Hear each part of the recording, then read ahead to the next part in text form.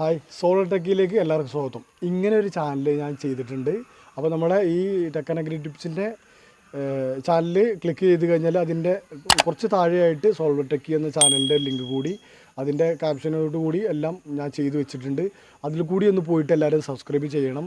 ഞാൻ ചെയ്യുന്ന വർക്കുകൾ നമ്മൾ സാധാരണഗതിയിൽ യൂട്യൂബിൽ ഓരോ വർക്കുകൾ ചെയ്യുന്നത് കാണാം. പക്ഷേ അതിൻ്റെ നമ്മൾ ചെയ്യുന്ന സമയത്ത് അതൊന്നും ശരിയാവില്ല. കാരണം അതിൻ്റെ ബേസിക് ആയിട്ടുള്ള കാര്യങ്ങൾ അവർ എല്ലാം മിക്കവരും മറച്ചു വെച്ചിട്ടായിരിക്കും ചെയ്യുന്നത്.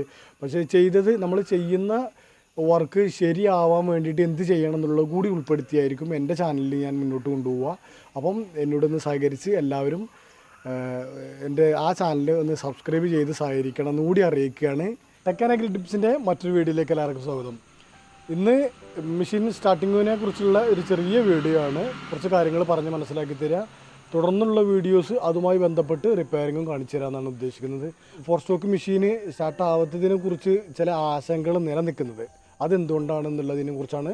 അപ്പോൾ ഇനി കൂടുതലൊന്നും പറയുന്നില്ല, നേരെ രാവിലെ മെഷീൻ എടുക്കും. വർക്കുള്ള ദിവസം മെഷീൻ എടുക്കുന്ന സമയത്ത് നേരെ ചെന്നിട്ട് നമ്മൾ ഈ പ്രൈമറി ബൾബിൽ സ്റ്റാർട്ടാക്കുന്നതിന് മുമ്പ് ഈ പ്രൈമറി ബൾബിൽ ഒരുപാട് പ്രസ് ചെയ്യും. അതായത് ഒരുപാട് നേരം സ്റ്റാർട്ടാക്കുന്നതിന് മുമ്പ് ഒരുപാട് നേരം അങ്ങോട്ട് പ്രസ്സാക്കും. നേരെ ചെന്നിട്ട് വേറെ ഒന്നും ചെയ്യില്ല. ആദ്യം ചോക്കിട്ട് ഒന്ന് സ്റ്റാർട്ടാക്കി നോക്കുക എന്നുള്ളതാണ് ആദ്യത്തെ ലക്ഷ്യം. പക്ഷെ അതൊന്നും ചെയ്യാതെ പ്രൈമറി ബൾബിൽ അങ്ങോട്ട് ഒരുപാട് ഒരു 2, 3, 4 പ്രാവശ്യമൊന്നുമല്ല, ഒരുപാട് സമയം അങ്ങോട്ട് അടിച്ചിട്ട് സ്റ്റാർട്ടാക്കുന്ന സമയത്ത് എന്താ സംഭവിക്കുന്നത് വെച്ചാൽ എങ്ങനെ വലിച്ചാലും സ്റ്റാർട്ടാവില്ല. അതിനുള്ളിൽ ഓവറായിട്ട് കിടക്കുന്ന ഓവർഫ്ലോയ്ക്ക് എന്തെങ്കിലും ചില മിസ്റ്റേക്ക് ഉണ്ടെങ്കിൽ ഓവർഫ്ലോ താഴേക്ക് തന്നെ ചെയ്യാതെ അവിടെ തന്നെ കിടക്കും. ഓവറായിട്ട് ഫ്യൂവൽ കാർബറേറ്ററിലുണ്ടെങ്കിൽ സ്റ്റാർട്ടാവില്ല. അത് വലിയൊരു പ്രശ്നം തന്നെയാണ്. അതിൻ്റെ അലൈൻമെൻ്റ് ഒക്കെ തെറ്റി കിടക്കും ഓവറായിട്ട് ഒരു കയറ്റി. എൻ്റെ അനുഭവം പറഞ്ഞതാണ്. അതിൻ്റെ ഉള്ളിലുള്ള പ്രോസസ്സിങ് നടക്കുന്നത് എന്താണെന്ന് അത്ര വലിയ ശാസ്ത്രീയമായിട്ടൊന്നും എനിക്ക് അറിയില്ലെങ്കിൽ പോലും സ്റ്റാർട്ടാവില്ല. എൻ്റെ അനുഭവത്തിൽ നിന്ന് പറയുന്നതാണ്. പിന്നെ പുതിയതായിട്ട് മെഷീൻ വാങ്ങിയ ആളുകളും പറയുന്നതാണ്.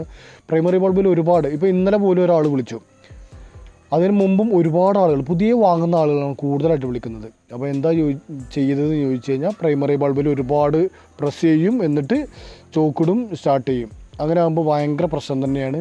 നമ്മൾ നേരെ സത്യത്തിൽ ചെയ്യേണ്ടത് ചോക്ക് നേരെ മുകളിലേക്ക് പൊക്കി പിന്നെ സ്റ്റാർട്ട് ചെയ്യുക എന്നുള്ളതാണ്. എൻജിൻ സ്വിച്ച് ഓണാക്കിയതിന് ശേഷം സ്റ്റാർട്ട് ചെയ്യണം.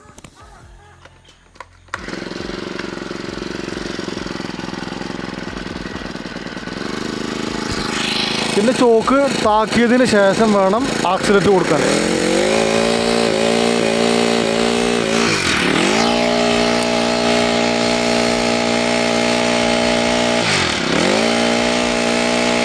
ഇനി അടുത്തത് പറയാൻ പോകുന്നത് നമ്മൾ 4 സ്റ്റോക്ക് മെഷീനെ കുറിച്ചാണ്. ആദ്യം പറഞ്ഞത് 4 സ്റ്റോക്കിനും 2 സ്റ്റോക്കിനും ബാധകം ഉള്ള കാര്യമാണ് പറഞ്ഞത്. ഇനി പറയുന്നത് 4 സ്റ്റോക്ക് മെഷീനിൽ ആക്സിലേറ്റർ കൊടുക്കുന്ന സമയത്ത് സ്പീഡ് കുറവ്, അതായത് പുല്ല് തട്ടുന്ന സമയത്ത് സ്പീഡില്ലാതെ നിൽക്കുക. അതിനുള്ള കാരണങ്ങൾ ഏതാണ്ടൊക്കെ എല്ലാവർക്കും അറിയുന്ന പ്രശ്നം തന്നെയാണ്. ഒന്ന് സിലിണ്ടർ ലൂസായി പോവുക, പിന്നെ പിസ്റ്റൺ റിങ്സിന് തേയ്മാനം സംഭവിക്കുക, പിന്നെ അതുപോലെ തന്നെ കാർബറേറ്ററിന് ഫ്യൂവൽ കറക്റ്റായിട്ട് വലിക്കാതെ പോവുക. ഇതൊക്കെ ഒരു പ്രശ്നം തന്നെയാണ്. ഒരു JCB ചീറി പാഞ്ഞു പോയി, അത് പോട്ടെ. പിന്നെ പറയാനുള്ളത്, അപ്പം അതിൻ്റെ പ്രശ്നം പരിഹരിക്കാനുള്ളത് നമ്മൾ 4 സ്റ്റോക്കിനെ സംബന്ധിച്ച് വർക്കെല്ലാം ഏതാണ്ട് നമ്മൾ ഈ കാർബറേറ്റർ ക്ലീൻ ചെയ്തു, പിന്നെ മറ്റ് ഭാഗങ്ങളെല്ലാം ശരിയാക്കിയിട്ടും പവർ കുറവുണ്ട് എന്നുണ്ടെങ്കിൽ ഉറപ്പായിട്ടും അവിടെ പിന്നീടുള്ളൊരു പ്രശ്നമാണ് നമ്മുടെ വാൽവ് സീറ്റിങ് പോവുക എന്നുള്ളത്.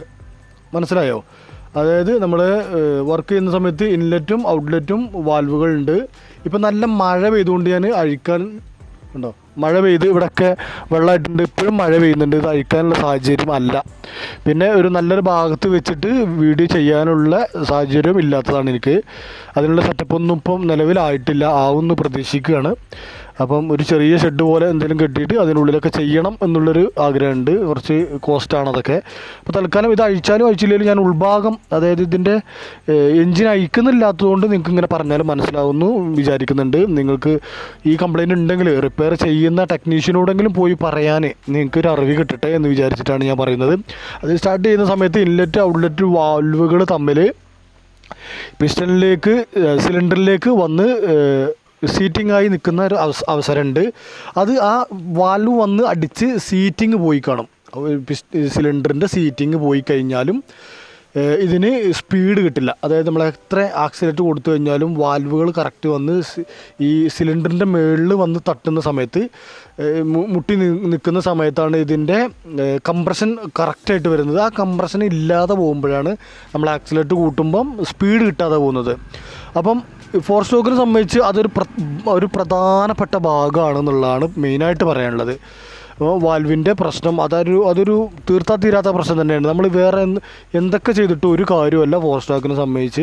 പിന്നെ ഓയിൽ ഓരോ 10 മണിക്കൂർ 15 മണിക്കൂറിനിടയിലായിട്ട് 10 മണിക്കൂർ മുതൽ 15 മണിക്കൂറിന് ഇടയിലായിട്ട് നമ്മൾ എല്ലാ സമയത്തും 90 മുതൽ 100 മില്ലി ഓയിൽ ഇതിൽ എല്ലാ സമയത്തും ഇത്രയും സമയം ഉപയോഗിച്ച് കഴിഞ്ഞാൽ ഓയിൽ ഒഴിക്കൽ നിർബന്ധമാണ്. അതിലൊരു മാറ്റമല്ല. മഴ ചെയ്തിട്ട് ഒക്കെ നനഞ്ഞു തുടങ്ങി. ഞാനത് കൊണ്ട് മാറ്റി വെക്കുകയാണ്. പിന്നുള്ളത് സ്റ്റാർട്ടിങ് കംപ്ലൈൻറ്റിലുള്ള രണ്ടാമത്തെ ഒരു ഭാഗം എന്ന് പറയുന്നത് ഈ ബെൽറ്റിലുള്ള ഈ സിസ്റ്റമാണ്. അതായത് ഈ ഒരു ഭാഗം ഉണ്ടല്ലോ, ഈ പിന്ന് പോലെ ഇരിക്കുന്നതാ ഈ ഒരു ഭാഗം. ഇതിൻ്റെ ഉള്ളിലുള്ള സ്പ്രിങ്ങോ അല്ലെങ്കിൽ മറ്റെന്തെങ്കിലും എന്തെങ്കിലും കാരണത്താൽ ഇത് പോയി കഴിഞ്ഞിട്ടുണ്ടെങ്കിൽ സംഭവിക്കുന്നത്, ഇത് പോയോ എന്ന് മനസ്സിലാക്കാനുള്ള ഒറ്റ മാർഗ്ഗതയേ ഉള്ളൂ. നമ്മൾ ഈ റീകോയിൽ ഇങ്ങനെ വലിച്ചു നോക്കുന്ന സമയത്ത് ഫ്രീ ആയിട്ട് മുകളിലേക്ക് ഇങ്ങനെ വരുന്നുണ്ട് എന്നുണ്ടെങ്കിൽ തീർച്ചയായിട്ടും ഈ ഭാഗം കംപ്ലൈൻ്റ് ആയിട്ടുണ്ട്.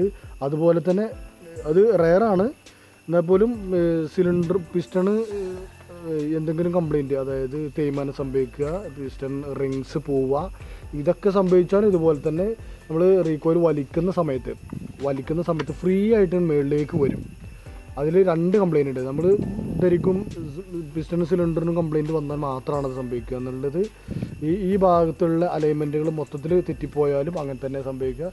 പിന്നെ ഒട്ടും വലിക്കാൻ പറ്റാത്തൊരു സാഹചര്യമുണ്ട്. പിന്നെ ഈ ഒരു ക്ലിപ്പ് പോലെ ഇരിക്കുന്ന ഈ ഭാഗം കംപ്ലൈൻ്റ് ആയിക്കഴിഞ്ഞാലും അത് തന്നെയാണ് സംഭവിക്കുക. പിന്നെ നമ്മൾ അയച്ചിട്ട് കറക്റ്റല്ല ഫിറ്റ് ചെയ്തത് എന്നുണ്ടെങ്കിൽ മനസ്സിലാക്കാനായിട്ട് വേറൊരു മാർഗം ഇതിലുള്ളത്, ഈ ആരോ മാർക്ക് ഉണ്ടോ, ഈ ഒരു ആരോ മാർക്ക് നമ്മളിപ്പം ഏത് സമയത്തും ഫിറ്റ് ചെയ്യുന്ന സമയത്ത് ഈ ആരോ മാർക്ക് കറക്റ്റായിരിക്കും. ഒരു ചെറിയ മുനുള്ള ഒരു ടൂൾ എടുത്തിട്ട് തട്ടിക്കഴിഞ്ഞാൽ ഇത് പുറത്തേക്ക് വരും. ഇത് ഞാൻ ക്ലിയർ ആക്കി വെച്ചു. അങ്ങനെ തട്ടാനുള്ള ടൂളിപ്പോൾ എൻ്റെ കയ്യിലില്ലാത്തതുകൊണ്ട് ഞാനത് കാണിച്ചിരുന്നില്ല. ഒരു ചെറിയ ടൂൾ വെച്ചിട്ടാണ്. പക്ഷേ ഇത് മാത്രം തട്ടിയിട്ട് ഇത് വെക്കുന്നതിലൊന്നും ഒരു പണി പൂർത്തിയായെന്നൊന്നും പറയാൻ പറ്റില്ല. കാരണം ഇങ്ങനെ കംപ്ലയിൻറ്റ് വന്നു കഴിഞ്ഞാൽ നമ്മൾ മൊത്തത്തിൽ അയക്കേണ്ടി വരും. അതായത് വാൽവിൻ്റെ കംപ്ലയിൻറ്റ് തീർക്കുമ്പോഴാണ് ഇതൊക്കെ മാറ്റേണ്ടിയും ഇത് അലൈൻമെൻറ്റ് തെറ്റിക്കേണ്ടതൊക്കെ ആവശ്യം വരിക, അലൈൻമെൻറ്റ് കറക്റ്റ് ആക്കേണ്ട ആവശ്യം വരിക, തെറ്റിപ്പോകുന്നതും ഇത് അയക്കുന്ന സമയത്ത് തന്നെയാണ്.